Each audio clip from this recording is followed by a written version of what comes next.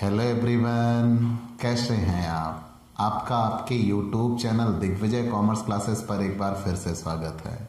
हम आपके लिए अपने इस YouTube channel Digvijay commerce classes पर डॉक्टर राम मनोहर लोहिया अवध यूनिवर्सिटी के बीकॉम पार्ट 2 में और बाकी प्रत्येक यूनिवर्सिटी के बीकॉम पार्ट 1 में पढ़ाए जाने वाले बीकॉम के सिलेबस के सबसे इम्पोर्टेंट सब्जेक्ट अकाउंट की पहली शाखा फाइनेंशियल अकाउंट की पूरी एक सीरीज लेके आ रहे हैं, जिसमें आपको एक तरफ से सारे रूल्स और उनके प्रैक्टिकल क्वेश्चन 1 बाय 1 मिलेंगे।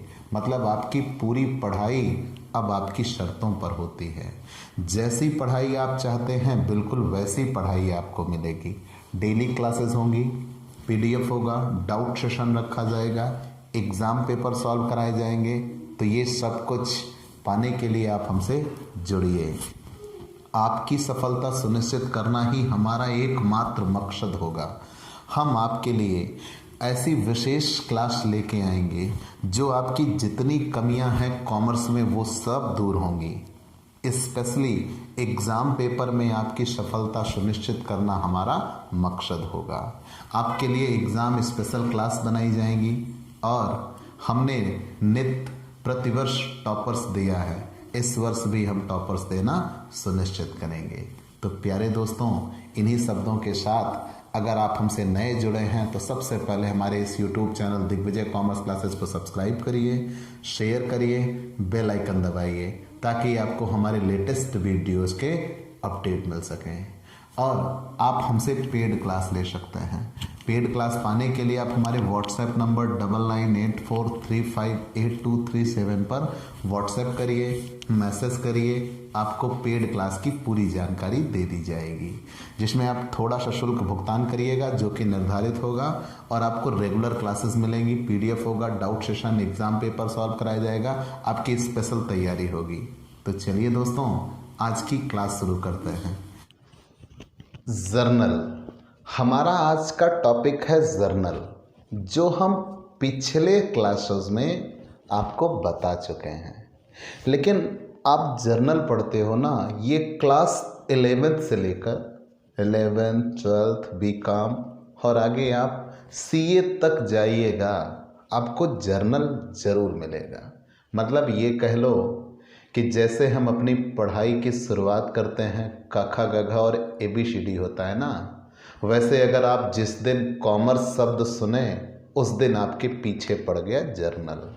मतलब ये ABCD या क ख ग घ है आपकी पढ़ाई का, बिल्कुल वैसे ही कॉमर्स की पढ़ाई का जर्नल होता है। आपको जर्नल बनाना आना ही चाहिए। हमने कुछ बातें क्लियर की, जर्नल के कुछ रूल आपको समझा दिए थे। उम्मीद है वो रूल आपको बेहतर तरीके से समझ में आ चुके हैं। उन्हीं रूल्स को हमें कुछ आगे बढ़ाना है। मतलब जर्नल बनाते समय कुछ ऐसे नियम विशेष होते हैं जो आपने जाने हैं, पहचाने हैं, लेकिन हमें थोड़े उन्हें और आगे बढ़ाना है। कुछ विशेष बातें हैं जो जर्नल बनाते समय आपका रास्ता रोक सकती हैं, हम उन्हें क्लियर करते हैं। ठीक है, चलिए। जैसे तो हमने यहाँ लिख रखा ना कुछ विशेष जर्नल प्रविष्टियाँ। आप क्षण भर के लिए यहाँ देखिए, माल खरीदा, तब एंट्री क्या होगी? माल खरीदा 5,000 का, ठीक। फिर यहाँ लिखा होगा फ्रिज खरीदा 5,000 का, फ्रिज खरीदा 5,000 का, ठीक है। घोड़ा खरीदा 5,000 का। सभी दशाओं में जर्नल एंट्रियां क्या होंगी? क्या कहीं कोई बात बदल रही है? हाँ, बेसिक नियम बदल रहे हैं। कैसे? आइए हम आपको समझाने का प्रयास करते हैं। जर्नल बेसिक नियम बदल रहे हैं, वो हम आपको समझाने का प्रयास करते हैं। कैसे? देखिएगा। जब जर्नल बनाते हैं इधर डेबिट, क्रेडिट, LF, पार्टिकुलर, ठीक है। पार्टिकुलर, यहाँ पे आप डेट का कॉलम बनाते हैं, जर्नल। अब यहाँ आप देखिए, सबसे पहले माल खरीदा 5,000 का। हम आपको कुछ बातें बता चुके हैं। हमने ये कहा था कि जब माल शब्द लिखा हो, माल से हम एंट्री नहीं करते, ठीक है। माल से हम एंट्री नहीं करते। एंट्री बनाने के लिए आपको ये ध्यान देना होगा, माल या वस्तु अगर नाम लिख के आ जाए, कोई सामान खरीद रहा होगा तो आप इसे 2 टुकड़ों में तोड़िए। अगर माल लिखा है तो एंट्री क्या होगी, अगर वस्तु लिखा है, वस्तु का नाम दिया है, तब क्या होगा।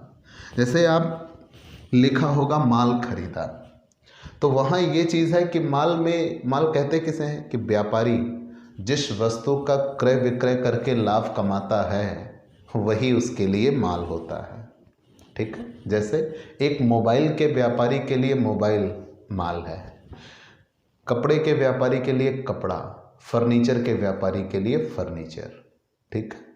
कहने का तात्पर्य यह है कि हमने जो भी सामान खरीदा, बेचने के उद्देश्य से खरीदा, हम बेचेंगे, वो हमारे लिए माल होता है, मान लिया। लेकिन सामने वाले के लिए तो वही संपत्ति हो जाता है। अब मान लीजिए कंप्यूटर का व्यापारी है तो कंप्यूटर उसके लिए माल है, वो फर्नीचर खरीदता तो उसके लिए संपत्ति हो जाएगी। तो दोनों बातें निकल के आती हैं। तो अगर कहीं माल शब्द लिखा होगा तो एंट्री कैसे करेंगे, और अगर किसी संपत्ति का नाम लिखा होगा तो एंट्री कैसे करेंगे, मतलब दोनों ही परिस्थितियों में आपको पहचानना होगा। तो सबसे पहली बात, अगर माल शब्द लिखा होगा तो हम पहले ही बता चुके हैं ये 2 टुकड़ों में टूट जाता है, या तो ये परचेज होगा और या फिर ये सेल होगा। अगर ये परचेज हुआ तो डेबिट होगा, और अगर ये सेल हुआ तो क्रेडिट होगा। मतलब इन दोनों में से कोई ना कोई एक होगा। हाँ, बहुत ज़्यादा हुआ तो परचेज रिटर्न हो सकता है या सेल रिटर्न हो सकता है, लेकिन शुरुआत तो यहीं से होगी। अगर माल शब्द है तो माल शब्द के बाद तुरंत हमें ये पहचान करना होगा खरीदा या बेचा। वो क्वेश्चन पढ़ने पे पता लग जाएगा। जैसे यहाँ देखिए माल लिखा है, जस्ट अगला सेंटेंस लिखा है खरीदा, ठीक। तो कहीं भी आप ये दिमाग में बिठा लो, कहीं भी अगर माल शब्द लिखा मिले तो उससे एंट्री नहीं होगी, नहीं होगी। माल के आगे फिर तुरंत हमें ये देखना होगा खरीदा या बेचा। खरीदा है तो उसके लिए अलग, बेचा है तो उसके लिए अलग, मतलब माल 2 पार्ट में बट जाएगा। अब मान लीजिए कोई वस्तु का नाम दिया है तो तुरंत वहाँ आप देखिए निर्जीव वस्तु खरीदा या सजीव, नॉन लिविंग थिंग खरीदा या लिविंग थिंग खरीदा, निर्जीव वस्तु या सजीव वस्तु, दोनों में अंतर होगा। कैसे?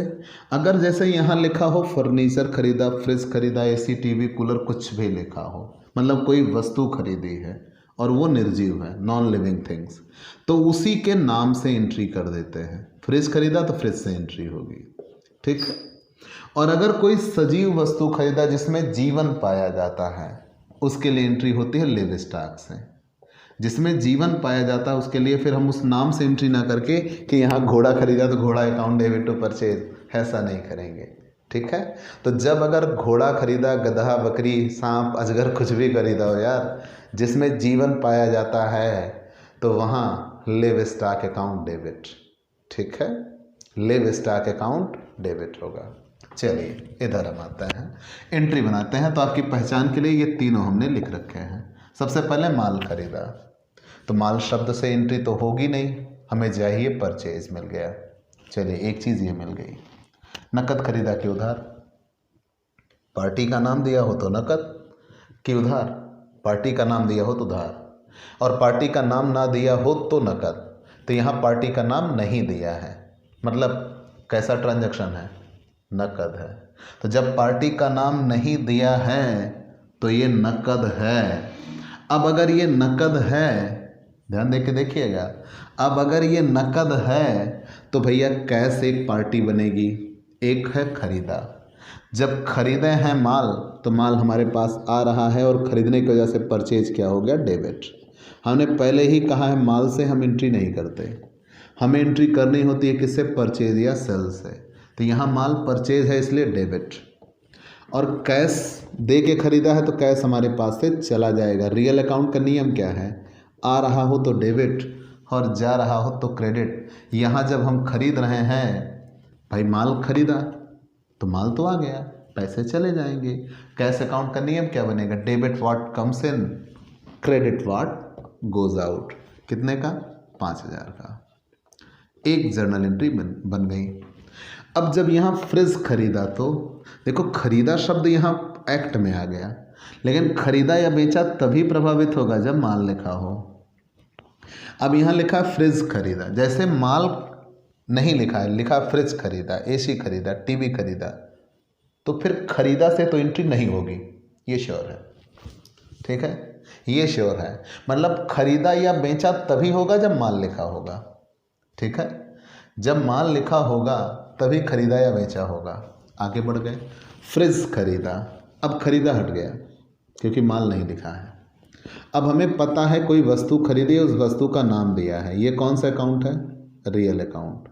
नकद खरीदा है, क्यों? क्योंकि पार्टी का नाम नहीं दिया है, ये कौन सा अकाउंट है? Real account. तो हमने पहले ही बता दिया ना कि अगर फ्रिज खरीदा है तो निर्जीव वस्तु है। ठीक है, तो उसी के नाम से एंट्री हम करने जा रहे हैं। तो फ्रिज खरीदा, तो फ्रिज आपके पास आएगा, fridge account debit, confirm. Fridge account debit, real account का नियम क्या बना? Debit what comes in, fridge आपके पास आया। और खरीदा है तो टू कैश अकाउंट, खरीदा है तो टू कैश अकाउंट। ठीक है, तो fridge account debit to cash account. Fridge आपने खरीदा कितने का? 5,000 का। यहाँ तक समझ में आया? फिर से ध्यान दे लीजिएगा, फ्रिज खरीदा, यहाँ माल नहीं लिखा है। माल लिखा होता तो खरीदा या बेचा से एंट्री होती, माल नहीं लिखा है इसलिए सिर्फ फ्रिज की बात करिए। तो फ्रिज रियल अकाउंट है, debit what comes in, credit what goes out. तो यहाँ debit what comes in, fridge आ रही है इसलिए डेबिट। ठीक है, और खरीदा है तो पैसे हमारे पास आएंगे या जाएंगे? तो जब हम खरीदेंगे तो पैसे हमारे पास से जाएंगे, तो real account debit what comes in, credit what goes out. Cash जाने की वजह से क्या हो गया? क्रेडिट। मुद्दा यहाँ बना, घोड़ा खरीदा। ये दोनों बातें समझ में आ गई? नकद खरीदा है तो पार्टी कैश होगी, जब नकद खरीदेंगे तो हमारे पास से पैसे जाएंगे, इसलिए दोनों जगहों पर कैश क्रेडिट हुआ है। लेकिन यहाँ पे माल लिखा था इसलिए परचेज से एंट्री हुई, यहाँ वस्तु का नाम लिखा था इसलिए उससे एंट्री हुई। ठीक है, अब बात आई घोड़ा खरीदा। तो घोड़ा खरीदा तो कुछ लोग घोड़ा अकाउंट डेबिट टू कैश कर देते हैं, गलत है। तो आप याद रखिएगा, कोई ऐसी वस्तु जिसमें जीवन पाया जाता है अगर उसको खरीदें तो वहाँ एंट्री बनती है लिव स्टॉक अकाउंट डेबिट। कौन सी? Livestock account debit to cash. घोड़ा खरीदा तब, और घोड़ा नकद खरीदा है इसलिए ये एंट्री बन गई, livestock account debit to cash account. Confirm?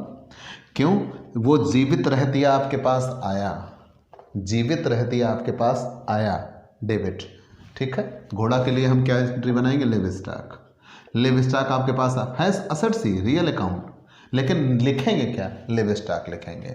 ठीक है, तो लिव स्टॉक आपके पास आया इसलिए डेबिट, और पैसे आपके पास से चले गए इसलिए क्रेडिट। अब कुछ विशेष बातें, अब आपको लगेगा कि आप दिग्विजय कॉमर्स क्लासेस पे हो। ये सब नॉर्मल बातें हैं। घोड़ा मर गया, एंट्री क्या होगी? वही घोड़ा जो पीछे खरीदे हैं, घोड़ा मर गया तो एंट्री क्या होगी? ठीक है, क्या हुआ? घोड़ा मर गया। अब घोड़ा खरीदे थे, घोड़ा मर गया। भाई कोई वस्तु टूट जाती है, वैसे ही घोड़ा मर जाता है। घोड़ा मर गया तो एंट्री क्या होगी? पूरा profit loss account debit, profit loss account debit to livestock. जब घोड़ा मर गया तो लिव स्टॉक आपके पास से चला गया, तो लिव स्टॉक क्या हो गया? क्रेडिट। कितने का? 5,000 का घोड़ा मर गया। ठीक है, पूरे 5,000 का नुकसान हो गया। तब यहाँ हम लिखेंगे, जब नुकसान होता है तो प्रॉफिट लॉस अकाउंट, और आपने पढ़ा है nominal account, debit all expenses and losses, credit all income and gain. तो जब हमने घोड़ा खरीदा था और वो घोड़ा मर गया तो हमारा नुकसान हुआ, और जब घोड़ा मर गया हमारा नुकसान हुआ तो प्रॉफिट लॉस क्या बन गया? डेबिट। तो प्रॉफिट लॉस अकाउंट डेबिट 5,000, और लिव स्टॉक क्या कर दिया? क्रेडिट, क्योंकि घोड़ा उतना से हमारे पास से चला गया। ठीक है, तो profit loss account debit to livestock. इतनी बात समझ में आई? फिर ध्यान दीजिएगा, कोई वस्तु हमारे पास आ रही होगी तो डेबिट। मर गया तो वो तो हमारे पास से चला गया ना, तो क्रेडिट। ठीक है, और हानियाँ हमारे हिस्से में आ गई, प्रॉफिट लॉस डेबिट। क्षण भर के लिए रुक जाइए। घोड़ा खरीदा 5,000 का, घोड़ा मर गया और उसकी डेड बॉडी बेच के 1,000 पा लिया, तो आप क्या करेंगे?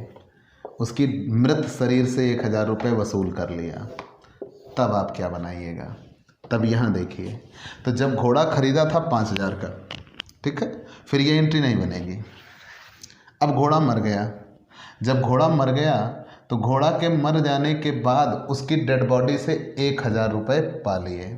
तो जब उसकी डेड बॉडी से 1,000 रुपये पा लिया तो कैश अकाउंट डेबिट। 1,000 रुपये उसकी डेड बॉडी से मिल गए बेच के, उसकी डेड बॉडी से 1,000 रुपये मिल गए। या इंश्योरेंस क्लेम से अगर पैसा मिल जाए तो ऐसा ही बनाते हैं, कैश अकाउंट डेबिट, हमें पैसे मिल गए। और तब प्रॉफिट लॉस अकाउंट डेबिट। घोड़ा कितने का था? 2 लिव स्टॉक। घोड़ा था 5,000 का जिसकी मृत्यु हुई है, 1,000 रुपये उसकी डेड बॉडी से मिल गए, तो वास्तव में हमें नुकसान कितने का हुआ? 4,000 का। तब ये जर्नल एंट्री ऐसे बनेगी। कंफर्म? तो याद रखिएगा, अगर कहीं कोई वस्तु लिखी है, सबसे पहले ये देखिएगा माल लिखा है, माल लिखा है तो परचेज या सेल। अगर माल का कहीं कोई नाम दिया है, ठीक है, कि कौन सी वस्तु खरीदी है, तो अगर वस्तु का नाम है तो तुरंत हम देखेंगे निर्जीव खरीदा या सजीव। अगर निर्जीव खरीदा तो उसी के नाम से एंट्री करते हैं, और अगर सजीव खरीदा है तो फिर हम लिव स्टॉक से एंट्री करते हैं, और अगर वो मृत हो जाता है तो फिर प्रॉफिट लॉस अकाउंट डेबिट होता है टू लिव स्टॉक, और अगर डेड बॉडी बेच के कमा लेते हैं तो फिर ये एंट्री आती है, कैश आता भी है, प्रॉफिट लॉस नुकसान भी होता है, टू लिव स्टॉक। ठीक है, यहाँ तक कहीं कोई दिक्कत? अच्छा, मान लो डेड बॉडी ज़्यादा में बेच लिया होता तो तब फिर ये चीज़ पलट जाती, तो यहाँ cash account debit to livestock to profit loss हो जाता। तो जब फ़ायदा हो जाता तो प्रॉफिट लॉस क्या हो जाता है? क्रेडिट। कंफर्म? चलिए, इतना हमने जान लिया। आहरण के लिए हम आते हैं, कुछ चुनिंदा नियम हैं आहरण। ठीक, ड्राइंग के लिए कुछ चुनिंदा नियम है, छोटे से हैं, बस उसको जान लीजिएगा। फिर उसके बाद हम जर्नल की विशेषता पर आते हैं। हमने कुछ चुनिंदा नियमों के लिए फुटकर क्लासेस रख रखी हैं ना, कि कुछ चुनिंदा नियम। वैसे हम आहरण का नियम बता चुके हैं एक बारी, इस नियम को डिटेल में समझाना था तो हमने समझाया। ठीक है, हमने आज की क्लास स्पेशल क्लास बना रखी है कुछ चुनिंदा, ठीक है, कुछ चुनिंदा प्रविष्टियाँ जो आपको दिक्कत कर सकती हैं। ठीक है, जो फुटकर में पूछने में सबसे फंसाई जाती हैं, और चूंकि ये जर्नल एंट्रियाँ 2 नंबर में आती हैं तो कोई भी जर्नल एंट्री आ सकती है, इसलिए हमने ये चीज़ें बनाई। ठीक है, तो आज की ये क्लास आप कह सकते हो फुटकर जर्नल एंट्रियों की क्लास है। फुटकर जर्नल एंट्रियों की क्लास है, जो आप जर्नल के कुछ विशेष रूल सीख रहे हैं। हम अभी आपको क्या बताने चल रहे हैं? आहरण, ड्राइंग। ठीक है, पहले तो 2 नंबर का क्वेश्चन है, ड्राइंग कहते किसे हैं। पहला काम तो 2 नंबर का क्वेश्चन है, ड्राइंग कहते किसे हैं। फिर हम ये देखेंगे ड्राइंग हुआ किसका। ड्राइंग किसका हुआ? कैश का या माल का? कैश का हुआ तब एंट्री क्या करेंगे, माल का हुआ तब एंट्री क्या करेंगे, और अगर स्वामी के लिए माल खरीदेंगे तब क्या होगा। ठीक है, स्वामी के लिए माल खरीदेंगे तब क्या होगा, ये विशेष बात है। स्वामी के लिए माल खरीदा, दिखने में तो बहुत छोटी बातें हैं लेकिन ये विशेष बात है। मान लीजिए कितने का? 500 का, तब क्या होगा। सारी बातें स्पष्ट हो जानी चाहिए। चलिए, आहरण।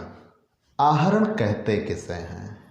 व्यवसाय का स्वामी अपने निजी खर्च, 2 नंबर का क्वेश्चन है, व्यवसाय का स्वामी अपने निजी खर्चों के लिए अगर व्यवसाय से कुछ निकाले, ठीक है, ऐसा आप भी कह सकते हो कि जब व्यवसाय का स्वामी व्यवसाय से अपने लिए कुछ निकालता है, चाहे वो पैसा निकाल ले या माल, तो जब व्यवसाय का स्वामी अपने निजी खर्चों के लिए कुछ व्यवसाय से निकालता है तो उसे ही व्यवसाय के लिए आहरण कहा जाता है। कंफर्म? फिर से जान लीजिए, जब कभी व्यवसाय का स्वामी अपने निजी खर्चों के लिए व्यवसाय से कुछ निकालता है उसे हम आहरण कहते हैं, ड्राइंग कहते हैं। ड्राइंग सदैव व्यवसाय के लिए एक हानि की तरह होगा और हानियाँ व्यवसाय के लिए क्या होती हैं? डेबिट। याद रखिएगा, नियम ये आता है कि अगर ड्राइंग एक्ट में आया तो फिर एंट्री ड्राइंग से ही होगी, ये श्योर है। फिर जान लीजिए, अगर व्यवसाय का स्वामी अपने निजी खर्चों के लिए व्यवसाय से कुछ निकालता है तो फिर हम एंट्री किससे बनाते हैं? ड्राइंग से बनाते हैं, सदैव याद रखिएगा। चलिए मान लिया। अब माल का आहरण हुआ कि रुपए का, देखने वाली बात ये होगी। अगर माल का आहरण होता है, ठीक है, मैंने क्या कहा? अगर माल का आहरण होता है तो सबसे बड़ी बात ये होगी, तब वहाँ परिस्थितियाँ क्या बनेगी? और रुपए का आहरण होगा तब परिस्थितियाँ क्या बनेगी? एक उदाहरण दे के समझिए कि मान लीजिए एक व्यवसायी है, व्यवसाय में पैसे आए, उसने उस व्यवसाय के पैसे से, ध्यान देना, उसने उस व्यवसाय के पैसे से अपने लिए कुछ मंगा लिया, तब क्या होगा? ठीक है, तो परिस्थितियाँ कितनी बन गई? 3। इधर देखिए, मान लीजिए माल का आहरण कर लिया, तो मतलब जब व्यवसाय का स्वामी व्यवसाय के पैसे को निकालता है अपने निजी काम के लिए तो क्या होगा? तब उसे माल, कैश का आहरण कहते हैं। जब व्यवसाय का स्वामी व्यवसाय के सामान को ही अपने निजी उपयोग में ले लेता है तो उसे किसका आहरण कहते हैं? माल का। तो मान लीजिए रुपए का आहरण किया जाए तो व्यवसाय के लिए आहरण तो हानि है, डेबिट होगी।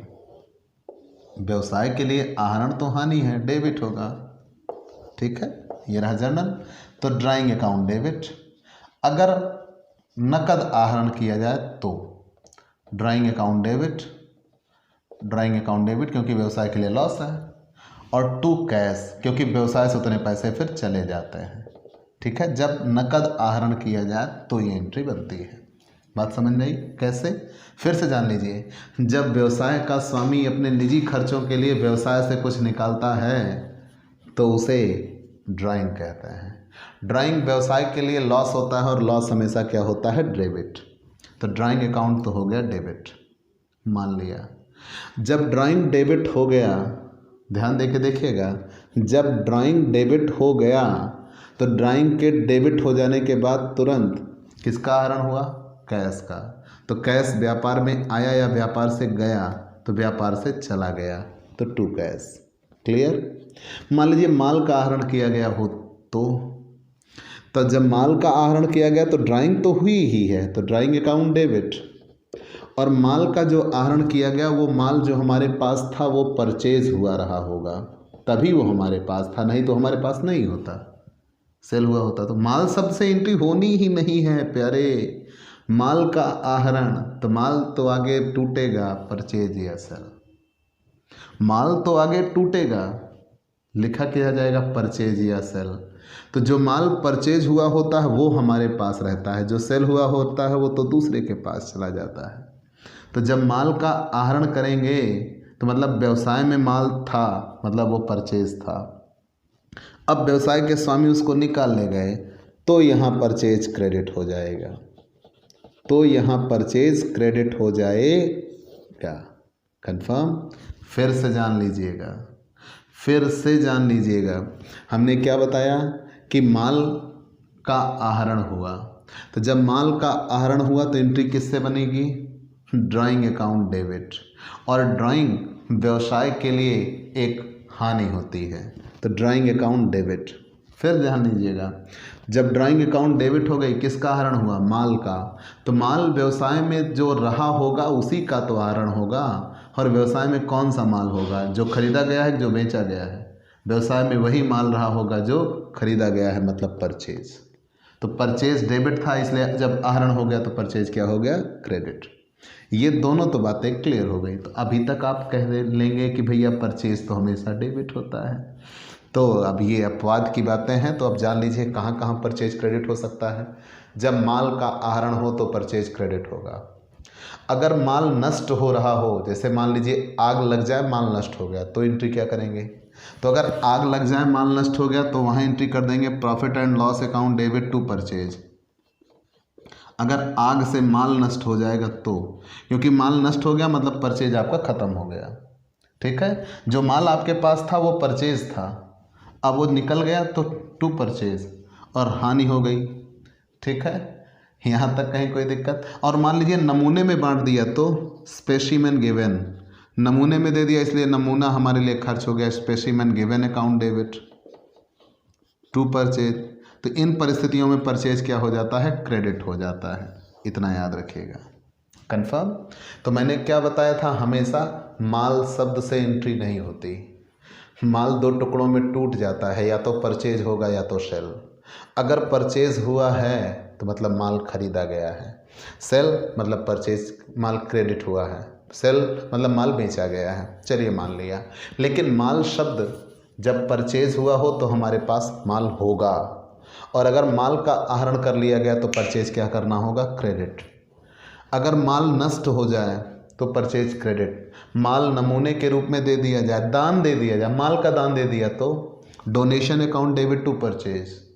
मतलब जिन परिस्थितियों में माल का नुकसान हो रहा हो या माल हमारे पास से जा रहा हो, वहाँ परचेज क्रेडिट होता है। ठीक है, याद रखिएगा, जिन परिस्थितियों में माल हमारे पास से जा रहा हो बेचने को छोड़कर, तब वहाँ पे परचेज क्या होता है? क्रेडिट, नहीं तो सेल क्रेडिट होता है। कंफर्म? अब अगर स्वामी के लिए माल खरीदा तो आप अभी इससे एंट्री बना रहे थे, तो स्वामी के लिए पहले माल खरीदा जाएगा। व्यवसाय कहाँ तक जिम्मेदार है? जो कुछ व्यवसाय से हुआ हमें उससे ही मतलब है, जो उसके एक्स्ट्रा हुआ हमें उससे कोई लेना देना नहीं है। तो स्वामी के लिए माल खरीदा, तो जब स्वामी के लिए माल खरीदा, ध्यान दीजिएगा, स्वामी के लिए माल खरीदा, तो जब स्वामी के लिए माल खरीदा तो पहले माल ही आ जाएगा कि पहले स्वामी व्यवसाय से पैसा निकालेंगे? जब व्यवसाय से पैसा निकालेंगे तब माल मंगाया जाएगा। व्यवसाय का रोल ख़त्म कहाँ हो जाएगा? जैसे ही व्यवसाय से पैसा निकल गया तो फिर भैया माल मंगाओ की बंदूक मायने नहीं रखता, फिर वहीं पे कहानी ख़त्म। वहीं पे कहानी ख़त्म कि पहले गल्ले से पैसा निकाल लिया गया तो वो तो हो गया नकद आहरण। अब उस पैसे से माल मंगाया गया, हमें उससे फ़र्क नहीं पड़ता उस पैसे से क्या मंगाया गया। तो यहाँ जब कभी ऐसा क्वेश्चन लिखे मिले कि स्वामी के लिए माल खरीदा, तो आपको उल्लू बनाने का प्रयास करेंगे। वो नकद आहरण होगा। वो क्या होगा? नकद आहरण होगा, मतलब कैश का आहरण होगा। तो पहली एंट्री बनेगी drawing account debit to cash, कि व्यवसाय से पैसा उठाया गया, फिर व्यवसाय से जो पैसा निकाला गया उस निकाले गए पैसे से मालिक के लिए कुछ खरीदा गया। ठीक है, तो drawing account debit to cash account वहाँ बनता है। याद रखिएगा, वहाँ क्या बनता है? Drawing account debit to cash account बनता है। तो पूरी बातें क्लियर हो गई। क्यों? क्योंकि जब माल खरीदना ही है स्वामी के लिए तो पहले पैसा निकाला जाएगा, तब माल खरीदा जाएगा। और अगर कोई माल व्यवसाय में आ गया था, वो स्वामी के लिए निकाल लिया तो परचेज का आहरण हो गया माल का। ठीक है, तो दो परिस्थितियों से तीसरी नहीं बनती, बस क्वेश्चन उलझाया जा सकता है। चलिए, ये चीज़ें जान लिया आपने। ये जानने के बाद हम कुछ विशेष नियमों पर और चलते हैं। हमने कहा है ना, आज हम आपके लिए कुछ चुनिंदा और विशेष जर्नल एंट्रियाँ लेके आ रहे हैं जो आपके रास्ते में मिल सकती हैं, आपके लिए रोड़ा बन सकती हैं। हम उन एंट्रियों को आपको समझाएंगे। ये वो एंट्रियाँ हैं जो आप कहीं ना कहीं उलझे होंगे, जिनको लगाने में आपको कहीं कोई दिक्कत हुई होगी। हम उन सारी दिक्कतों को एक सूत्र में पिरो के ले आ रहे हैं आपके लिए। ठीक है, तो चलिए इन्हीं शब्दों के साथ हम अगले नियम पे चलते हैं। आपके लिए कुछ विशेष बातें। क्या? देखिएगा, माल बेचा, एंट्री क्या होगी? Good sold. ठीक है, फिर लिखा होगा, मान लीजिए जतिन को माल बेचा। क्या लिखा है? जतिन को माल बेचा, तब एंट्री क्या होगी? और लिखा हो सिर्फ उधार माल बेचा, तब एंट्री क्या होगी? ध्यान दीजिएगा, ये तीनों चीज़ें एक साथ मिला के पढ़ी जाए ना, तब बात बनती है, तब समझाया जा सकता है और बेहतर तरीके से समझाया जा सकता है। ठीक है, मैं जो बातें आपको समझाना चाहता हूँ, बतलाना चाहता हूँ, वो मैं जड़ से बताऊंगा। अगर मैं यही लिख देता माल बेचा, नॉर्मल बात है, आसानी से आप जानते हो। मैं लिख दूं कि जतिन को माल बेचा, नॉर्मल बात है। और मैं लिख दूं उधार माल बेचा, समस्या है। ठीक है, दिखने में बहुत छोटी बात है, रूल आएगा। कैसे? इधर देखिए, माल बेचा, मान लीजिए अमाउंट भी लिख दो 5,000 का। तो नकद बेचा कि उधार बेचा, पहले ये क्लियर करिए। तो माल बेचा नकद या उधार, कुछ नहीं लिखा है ना। किसको बेचा नहीं पता ना, तो नकद बेचा। जब पार्टी का नाम ना पता हो तो वहाँ कौन सा ट्रांजैक्शन होता है? नकद होता है। तो चलिए, तो माल बेचा मतलब नकद माल बेचा। तो जब नकद माल बेचा तो भाई पहले फॉर्मेट बना लेता है, फॉर्मेट ऑफ जर्नल। ये तो आप बखूबी जान चुके होंगे। फॉर्मेट ऑफ जर्नल 5 कॉलम बनते हैं। LF, ठीक है, LF debit amount, credit amount, particular और डेट, ठीक है। चलिए देखिए, तो माल बेचा, माल बेचा, किसको माल बेचा नहीं पता, तो मतलब नकद माल बेचा। क्यों? अकाउंट्स ये कहता है कि जिसको हम जानते पहचानते हैं उसका नाम हमने लिखा, मतलब उधार लेन देन हुआ। और अगर उसका नाम नहीं लिखा तो फिर नकद लेन देन हुआ होगा, ये श्योर है। तो यहाँ पार्टी का नाम नहीं दिया, इसलिए नकद लेन देन है। तो माल शब्द से एंट्री नहीं होगी, एंट्री किससे होगी? बेचा। और नकद बेचा तो रुपया एक कारण बनेगा। जहाँ कहीं कैश आए फिर कैश कारण होगा तो कैश एंट्री होगी, श्योर है। तो माल बेचे हैं तो माल तो पास से जाएगा, पैसा आएगा तो cash account debit. Real account का नियम है debit what comes in, cash account debit. माल बेचा है तो सेल टू सेल्स अकाउंट। यहाँ तक तो कहीं कोई दिक्कत ना होगी। हम नरेशन नहीं लिख रहे हैं, जो कुछ यहाँ कहा गया होता वही नरेशन हो जाता। Being good sold, being good sold, narration करता। अब इधर आता है, जतिन को माल बेचा।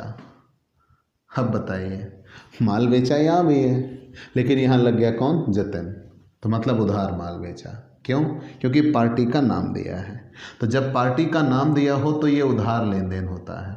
और अगर उधार लेन देन है तो कैश तो कतई नहीं आएगा, फिर कैश तो कतई नहीं आएगा। और अगर नकद लेन देन है तो कैश जरूर आएगा। दो बड़ी बातें हैं। तो यहाँ जतिन को माल बेचा, एक तो हो गए जतिन, रूल में है। माल से एंट्री करनी नहीं, करनी किससे है? बेचा। तो जतिन को माल बेचा, जतिन को माल बेचा। तो सबसे पहले हम किसकी एंट्री करेंगे? जतिन को। तो जतिन पा रहे हैं कि दे रहे हैं? तो जतिन पर्सनल अकाउंट है, पर्सनल अकाउंट। पर्सनल अकाउंट का नियम होता है debit the receiver, credit the giver. हमने जतिन को माल बेचा है तो जतिन पा रहे हैं, मतलब जतिन अकाउंट डेबिट। और नाम के आगे हम अकाउंट नहीं लिखते, पास्ट ऑफ यस लगा के तब अकाउंट लिखते हैं, जतिन्स अकाउंट डेबिट। जतिन को माल बेचा 5,000 का, तो बेचा है तो टू सेल, क्रेडिट हो गया। यहाँ तक भी कहीं कोई दिक्कत नहीं है। ये नकद माल बेचा था तो कैश आया, उधार माल बेचा है तो party I, debit the receiver. ये दोनों तो आप सीख चुके होंगे, मैंने कहा था ये दोनों में कहीं कोई दिक्कत नहीं। यहाँ कुछ नहीं लिखा था ना, पार्टी का नाम नहीं दिया था तो नकद लेन देन था। यहाँ पार्टी का नाम दिया है तो कौन सा लेन देन है? उधार लेन देन है। उधार लेन देन है तो जतिन डेबिट हो गए, टू सेल्स, ठीक है। चलिए मान लिया। अब यहाँ रोल बना, उधार माल बेचा। तो पहला तो ये है माल बेचा, माल बेचा है तो टू सेल्स। यहाँ तो हमें कहीं कोई दिक्कत नहीं है, माल बेचा है मतलब सेल्स होगा। लेकिन उधार माल बेचा है किसको? नहीं पता। नकद है नहीं कि कैश लिख दें। अगर नकद लेन देन होगा तो कैश लिखेंगे, उधार लेन देन होगा तो पार्टी लिखेंगे। अब यहाँ पता नहीं किसको उधार माल बेचा है, तो तुरंत यहाँ बनेगा डेटर। जिसको हम उधार माल बेचते हैं, जिससे पैसा मिलना हो, उसे डेटर बोलते हैं। जिसको हमने उधार माल बेचा हो, जिससे पैसा मिलना हो, वो हमारा डेटर होता है। तो एंट्री कर दी जाएगी किससे? डेटर से। अगर यही लिखा होता उधार माल खरीदा तो तब उधार माल खरीदा, तो माल लिखा है, माल से एंट्री ना होगी, किससे लिखोगी? खरीदा, तो परचेज अकाउंट डेबिट, तब तो एंट्री हो जाएगी परचेज अकाउंट डेबिट। और चूंकि उधार खरीदा है तो जिससे हम उधार खरीदते हैं वो देने वाला है, तो वो उधार खरीदा है तो उधार जिससे खरीदते हैं वो हमारे लिए क्या बन जाता है? क्रेडिटर, हमारी लायबिलिटी बन जाता है, इसलिए क्रेडिटर क्या हो जाता है? क्रेडिट। कंफर्म? तो अगर उधार माल बेचा जाएगा तो एंट्री क्या होगी? Debtor account debit to sales. और अगर उधार माल खरीदा जाएगा तो एंट्री क्या बन जाएगी? Purchase account debit to creditor account. Confirm? कुछ और विशेष नियम जो आप ओपनिंग एंट्री के संबंध में करते हैं, ठीक है? किसके संबंध में? ओपनिंग एंट्री के संबंध में करते हैं। चलिए देखिए कैसे।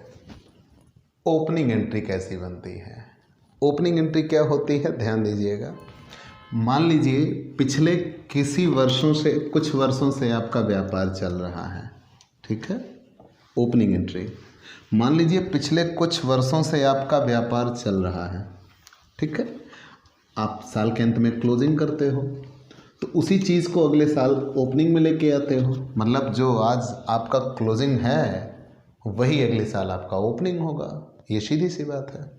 तो कहने का तात्पर्य यह है कि अगर हम साल के अंत में व्यवसाय क्लोज करते हैं तो अगले साल हमें खाते तो फिर से आगे बढ़ाने होंगे, तब हम जब उसे आगे बढ़ाते हैं तो उसे ओपनिंग एंट्री कहते हैं। तो कैसा? तो जब कभी आप ओपनिंग एंट्री दिखाइए तो वहाँ कैश डेबिट होता, मतलब संपत्तियाँ डेबिट होती हैं। जब कभी आप क्या बना रहे हो? ओपनिंग एंट्री बना रहे हो। याद रखिएगा, ओपनिंग एंट्री मैंने ये समझाने का आपको प्रयास किया। कैसा? कि अगर आपका व्यवसाय पिछले कुछ वर्षों से चल रहा है, ठीक है? अगर आपका व्यवसाय पिछले कुछ वर्षों से चल रहा है तो जितने वर्षों से आपका व्यवसाय चल रहा है हर साल आप क्लोज करते होंगे, तो just same next day opening बनाते हैं। तो प्रत्येक वर्ष का क्लोजिंग उसके अगले वर्ष का ओपनिंग होता है। तो जब प्रत्येक वर्ष का क्लोजिंग उसके अगले वर्ष का ओपनिंग बनता है तो आज अगर क्लोजिंग हुआ तो जस्ट नेक्स्ट डे हमें ओपनिंग करना होगा, हम ओपनिंग एंट्री बनाएंगे। तो जब ओपनिंग एंट्री आप बनाने शुरू करिए तो पहले पिछले साल जिन जिन खातों का अंत हुआ हमें उनके बैलेंस पता होंगे, तो उन्हीं बैलेंस से ही ओपनिंग एंट्री बनती है। फिर से ध्यान दे लीजिए, हमने जैसे आज इस साल की समाप्ति की, तो आज की समाप्ति पर हमारे पास जो कुछ होगा, जैसे कैश होगा, स्टॉक होगा, फर्नीचर होगा, क्रेडिटर होंगे, डेटर होंगे, जो कुछ भी होंगे उन सबका एक खाता बना होगा। खाता बनने के बाद सबका एक बैलेंस निकला होगा, उसी बैलेंस से ये ओपनिंग एंट्री होती है। तो जब ओपनिंग एंट्री बनाते हो तो आप संपत्तियां डेबिट दिखाते हो। जितनी संपत्तियां होंगी ओपनिंग एंट्री दिखाते समय सारी संपत्तियां डेबिट दिखाते हो। जैसे आपके पास कैश है तो कैश डेबिट, फर्नीचर है फर्नीचर डेबिट, स्टॉक है स्टॉक डेबिट, डेटर है डेटर डेबिट, मतलब जितनी संपत्तियां होंगी सारी संपत्तियां डेबिट।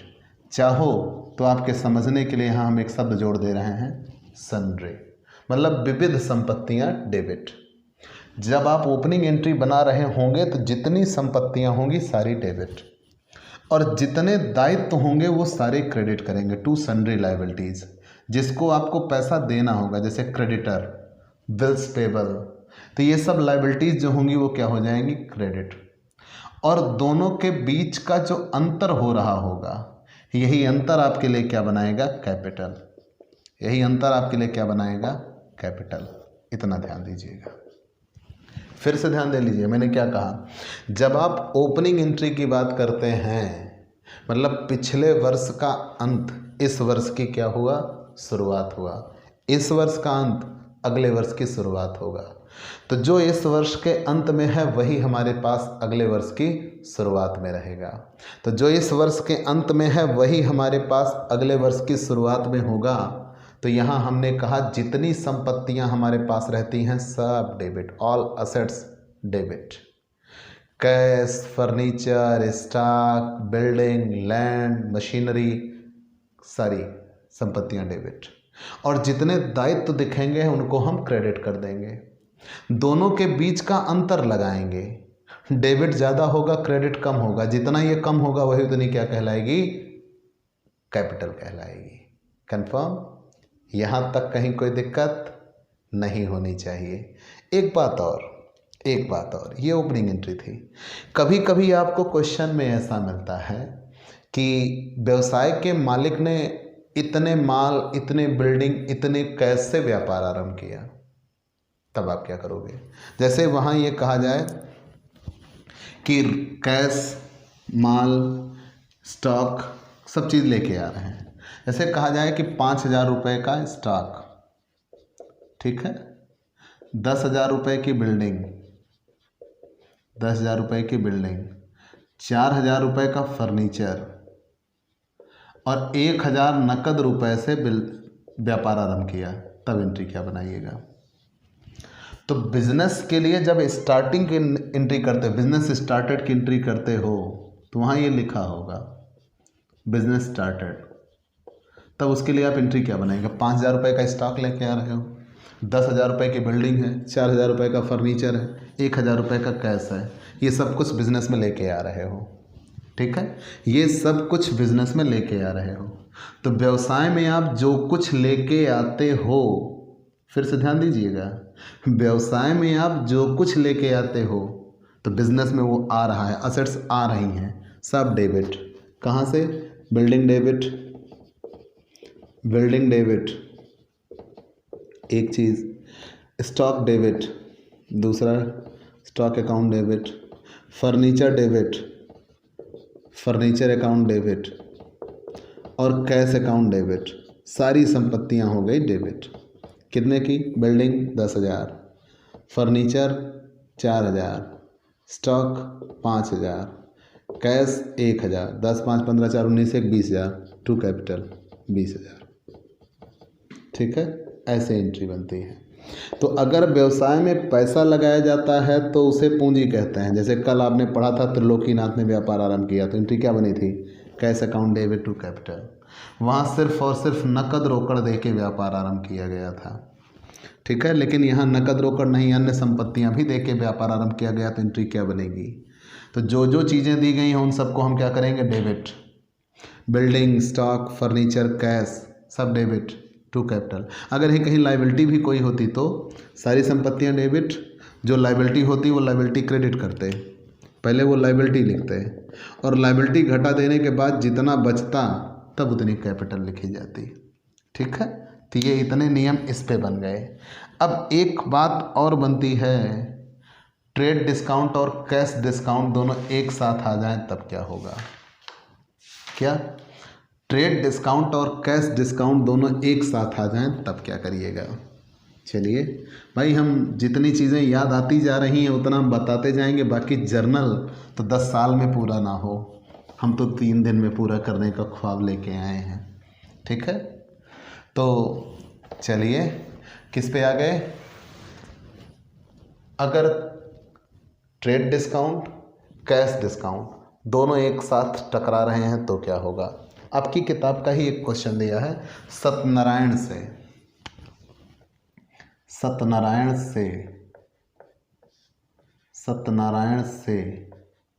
10% व्यापारिक छूट, 10% व्यापारिक छूट और 2% नकद छूट, 2% नकद छूट पर 2% नकद छूट पर 10,000 रुपये सूची मूल्य का माल खरीदा, 10,000 रुपये का माल खरीदा, 10,000 रुपये का माल खरीदा और 60% तुरंत भुगतान किया, 60% तुरंत भुगतान किया। ठीक है, बातें लंबी हो गई। अब बताइए एंट्री क्या होगी?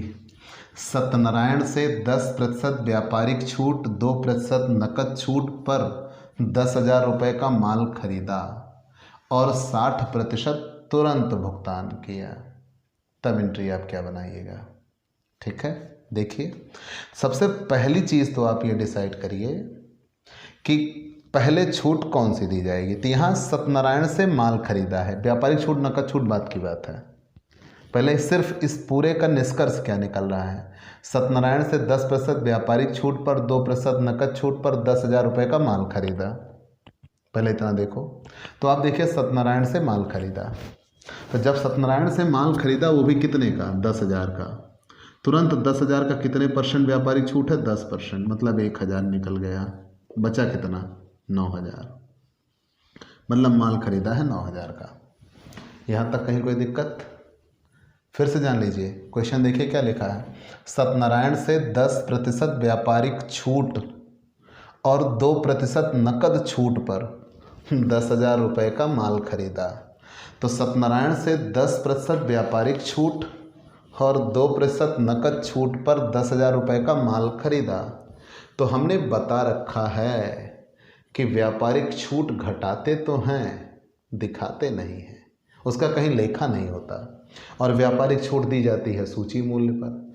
इसका एकमात्र मकसद होता है व्यापार की बिक्री को बढ़ाना, कैसे भी करके व्यापार की बिक्री बढ़े। तो 10,000 रुपये का माल खरीद रहे हैं, तो 10,000 रुपये का माल खरीद रहे हैं और 10% व्यापारिक छूट पर। तो 10,000 का माल था, तो 10,000 रुपये का माल था, 10% छूट पर मिल जाएगा। मतलब हम ये सोच रहे हैं कि अगर हमारे पास 9,000 रुपये भी होंगे तो भी हमें सामान मिल सकता है।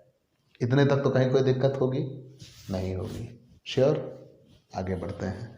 फिर जान लीजिएगा, सत्यनारायण से 10% व्यापारिक छूट पर 10,000 रुपये का माल खरीदा। तो 10,000 रुपये का माल, 10% व्यापारिक छूट माइनस कर दिया, मतलब कितने रुपए में माल खरीदा? 9,000 में। अब यहाँ देखिएगा नकद खरीदा कि उधार। क्यों? क्योंकि अब मैं इस छूट को भी नहीं पढ़ रहा हूँ। ये छूट तब प्रभावित होगी जब नकद भुगतान होगा। अगर नकद भुगतान नहीं होगा, जैसे यहाँ कहा गया कि सत्यनारायण से 10% व्यापारिक छूट और 2% नकद छूट पर 10,000 का माल खरीदा, तो इस 2% का कोई मतलब ही नहीं है, क्योंकि उधार लेन देन है। और नकद छूट तो तब दी जाती है जब नकद लेन देन होता है। तो जब तक नकद लेन देन नहीं हो जाता तब तक नकद छूट प्रभावित नहीं होती। तो यहाँ ये कह रहे हैं कि सत्यनारायण से 10% व्यापारिक छूट पर माल खरीदा, तो 10% व्यापारिक छूट पर माल खरीदा तो एंट्री बन जाएगी। लेकिन अब ये जो माल खरीदा है वो नकद भी है, उधार भी है। कितने प्रतिशत तुरंत भुगतान किए? 60%। 60% तुरंत भुगतान किए, तो 40% अभी भी बचे हैं। कितने प्रतिशत बचे हैं? 40%। तो जो 40% बचा है वो तो उधार लेन देन है, नकद लेन देन, उधार लेन देन। तो 9,000 का 60% नकद लेन देन हुआ है, तो 40% उधार लेन देन हुआ है। तो 9,000 का 40% 3,600, 9,000 का 60% 5,400, और जितना नकद लेन देन हुआ उसी पर छूट मिल जाएगी। कितने %? 2%, मतलब 108। तो ये बचेगा कितना? 5,292। कितना बचेगा? 5,292। ठीक है, यहाँ तक कहीं कोई दिक्कत नहीं होनी चाहिए। लेकिन एंट्री में आप कैसे दिखाएंगे? पूरी बातें समझ में आ गई? फिर से जान लो, हमने क्या कहा? 10,000 रुपये का माल, कहीं कोई दिक्कत? पहले व्यापारिक छूट घटाओ।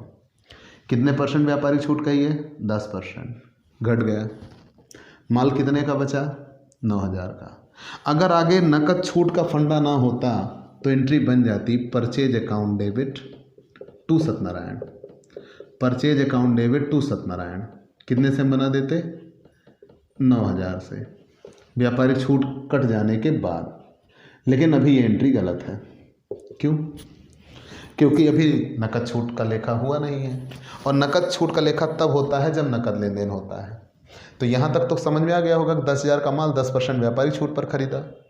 अब बात आई 60% तुरंत भुगतान किया। तो 9,000 का 60% मतलब तुरंत पेमेंट कितनी कर दी? 5,400। तो उधार कितने लग गए? 40%। अब जितने के लिए नकद भुगतान किया तो 2% छूट भी मिल गई। तब एंट्री क्या बनेगी? ऐसा सबसे बेहतर एंट्री। ठीक, परचेज अकाउंट डेबिट। आपने माल खरीदा है, परचेज अकाउंट डेबिट। परचेज तो हुआ है पूरे 9,000 का, वो 1000 माइनस होके बाकी पूरा दिखाया जाएगा 9000 का। तो जितने के लिए नकद खरीदे हैं उतने के लिए तो कैश आ जाएगा। आप यही पढ़े हो कि जब नकद खरीदते हैं तो कैश आता है। कितना नकद दिया था? 60%, 5400, लेकिन 2% छूट मिल गई 108, तो वास्तव में कितना भुगतान करना पड़ा? 5292। तो भुगतान करना पड़ा 5292। छूट दिया है कि छूट मिली है? हमने खरीदा है, हमने पेमेंट दी तो हमें छूट मिली है। छूट मिली है तो हमारे लिए फ़ायदा टू डिस्काउंट। कंफर्म? हमने छूट पाई है तो टू डिस्काउंट। कितने की छूट पाई है? 108 रुपये की। अब ये वाला हिस्सा तो बन गया नकद लेन देन का 5400 का। फिर सुन लीजिए, पहले 10,000 का माल 10% व्यापारिक छूट निकल गई, तो 10,000 का माल 10% व्यापारिक छूट निकल गई, मतलब 1,000 बचा 9,000 का, तो 9,000 का माल खरीदा, परचेज अकाउंट डेबिट। अब नकद खरीदा कि उधार खरीदा? तो नकद खरीदा है, 60% दिया है, तो 60% 5400 बनते थे, लेकिन 2% छूट मिल गई, तो 2% छूट कट के इतना बचा, छूट हमारे लिए फ़ायदा। और जितना उधार होगा उतने के लिए कौन आ जाता है? पार्टी। जितना उधार होता है उसके लिए कौन आ जाता है? पार्टी। तो टू सत्यनारायण। कितने से? 3600 से। और इसे कंपाउंड एंट्री बना के हमने दिखा दिया। अच्छा, याद रखिएगा, कंपाउंड एंट्री कहते किसे हैं? जब कोई एक ही दिन पे एक ही खाता एक ही पक्ष में बार बार आए। जब एक ही दिन पे एक ही खाता एक ही पक्ष में बार बार आए, तब हम सारी एंट्रियों को मिला देते हैं। जैसे वेतन दिया तो salary account debit to cash, किराया दिया तो rent account debit to cash, बिजली का बिल दिया electric bill account debit to cash, सबके लिए कैश, तो salary account debit, rent account debit, electric bill account debit to cash. मतलब हम बार बार न लिखकर केवल कितनी बार लिखना चाहेंगे? एक बार। उसे कंपाउंड एंट्री कहते हैं। मतलब जब एक दिन पर एक ही खाता एक ही पक्ष में बार बार आए, तो सबको हम क्या करते हैं? एक साथ मिला के जो एंट्री बनाते हैं उसे क्या कहते हैं? कंपाउंड एंट्री कहते हैं। ठीक है, तो ये कुछ चुनिंदा नियम थे जो हमने ढूंढ ढूंढ कर आपको कराना चाहा। तो प्यारे दोस्तों, आपके लिए ऐसे ही कुछ और अन्य बातें लेके हम आते रहेंगे, लेकिन आप जानिए जर्नल का महत्व क्या होता है या लाभ। जर्नल बनाने का फायदा क्या है? सबसे पहला, अशुद्धियों की कम संभावना। जब हम जर्नल बनाते हैं तो हम डे बाय डे सारे चीज़ें करते हैं। और दूसरी चीज़, हम जर्नल बनाते समय किसी भी एक लेन देन का दो पक्षों में प्रविष्टि होती है, एक डेबिट होता है, दूसरा क्रेडिट होता है। तो जब दोनों की प्रविष्टियां होती हैं तो अशुद्धियों की संभावना कम हो जाती है। आगे बढ़ जाते हैं, हम ये मान के चलते हैं कि फिर हमसे गलतियां नहीं होगी। तिथिवार क्रमशः लेखा, सीरियल से हम सभी दिन के लेन देन करते हुए चले जाते हैं, तो सारे लेन देन एक साथ एक जगह मिल जाते हैं। तीसरी बात, पूरा ब्यौरा होता है, कैसा लेन देन हुआ कैसा नहीं, और अंत में नरेशन दिखाता है जो इनका पूरा ब्यौरा दिखाता है। ठीक है, जर्नल में हमें पूरी डिटेल मिल जाती है और अपनी आवश्यकता अनुसार हम जर्नल का विभाजन भी कर सकते हैं। जैसे जर्नल में सारे लेन देन एक साथ एक जगह होते हैं। जब जर्नल में सारे लेन देन एक साथ एक जगह होंगे तो हमें बहुत दिक्कतों का सामना भी करना पड़ सकता है। तो आवश्यकता अनुसार जो लेन देन बार बार आते रहते हैं, जैसे कैश, तो कैश को हम अलग दिखा लेंगे कैश बुक में। परचेज, तो परचेज को हम अलग से दिखा देंगे परचेज रजिस्टर में। सेल्स को अलग दिखा देंगे सेल्स रजिस्टर में। परचेज रिटर्न के लिए अलग, सेल रिटर्न के लिए अलग। मतलब ये वो कॉमन ट्रांजैक्शन है जो हर बिजनेस में होंगे और बार बार होंगे, तो उनके लिए हम एक अलग पुस्तक बना देते हैं। तो उनका जब ट्रांजैक्शन होता है तो उस बुक में दिखाते हैं, बाकी सारी एंट्रियाँ कहाँ दिखाते हैं? जर्नल में। इससे वो कॉमन चीज़ें जो होती हैं उनसे हम हमेशा अपडेट रहते हैं, तो उसे जर्नल का उप विभाजन भी कहा जाता है। फिर से जान लीजिए, क्या जो वो कॉमन चीज़ें हैं जो बार बार आती रहती हैं, जिनसे हमारा व्यवसाय बार बार प्रभावित होता रहेगा, तो उनको हम बार बार जर्नल में ना लिखकर उनके लिए एक अलग बुक बना लेते हैं और उस अलग बुक को हम जर्नल का सब डिवीज़न कहते हैं। कैश के ट्रांजैक्शन कैश बुक में, बाकी सारे ट्रांजैक्शन जर्नल में। ठीक है। ऐसे ही सेल्स रजिस्टर का सेल्स में, सेल रजिस्टर में, सेल का सेल रजिस्टर में, परचेज का परचेज रजिस्टर में, सेल रिटर्न का सेल रिटर्न रजिस्टर में, परचेज रिटर्न का परचेज रिटर्न रजिस्टर में, सबके लिए अलग अलग रजिस्टर बना होगा। बाकी जो कॉमन एंट्रियाँ होंगी वो जर्नल में। ठीक है, आगे बढ़ जाते हैं। और न्यायालय में प्रमाण के तौर पर भी जर्नल को दिया जा सकता है। अगर आपके लेखों से संबंधित कहीं कोई विवाद बनता है तो न्यायालय में एविडेंस के रूप में जर्नल दिया जा सकता है। चलिए, ये इतनी बातें हो जाने के बाद इसकी कुछ सीमाएं भी होंगी। जैसे बड़े व्यापार के लिए जर्नल का इतना लंबा लेखा जोखा बहुत ज़्यादा हो जाता है, तो सब डिवीज़न होना आवश्यक है। ठीक है, तो जो कॉमन ट्रांजैक्शन होते हैं उनको हम कॉमन बुक में दिखाएं, कैश बुक में, बिजनेस परचेज बुक में, सेल्स बुक में, तो वहाँ बात बनती है। कैश संबंधी जितने भी ट्रांजैक्शन होते हैं उनको हम कैश बुक में दिखाएंगे तो हम डेली अपडेट रहेंगे, नहीं तो हम डेली अपडेट नहीं रहेंगे। और जर्नल में खाता बही बनाने का कार्य भी कठिन हो जाएगा। ठीक है, तो अब आगे हमें सीखना होगा लेज़र। तो प्यारे बच्चों, आपको ये क्लास कैसी लगी हमें ज़रूर बताइएगा। आपके लाइक और कमेंट का इंतज़ार रहेगा। आप हमसे पेड क्लास भी ले सकते हैं।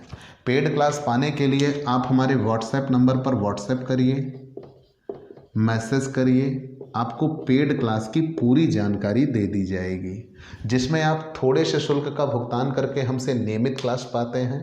पीडीएफ मिलेगा, डाउट सेशन रखा जाएगा, एग्ज़ाम पेपर सॉल्व कराए जाएंगे, ये सब कुछ। तो आप हमसे पेड क्लास लीजिए। आज की क्लास में इतना ही। अगर आप हमसे नए जुड़े हैं तो सबसे पहले हमारे इस YouTube channel Digvijay commerce classes को सब्सक्राइब करिए, शेयर करिए, बेल आइकन दबाइए, ताकि आपको हमारे लेटेस्ट वीडियोज़ के अपडेट मिल सके। तो चलते हैं दोस्तों, बाय बाय दोस्तों।